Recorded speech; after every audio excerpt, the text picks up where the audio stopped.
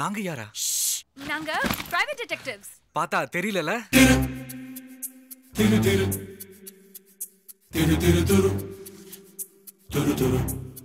நீங்க பார்த்த மாதிரி என் கண்ணுக்கும் அப்பப்போ ஒரு பொண்ணு நடந்து போறது தெரியுது.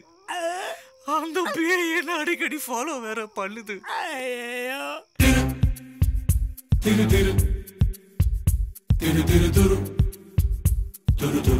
நிஜமாவா? யா. ஒரு வாட்டி கூட? நோ. யார்கிட்டயுமே வா?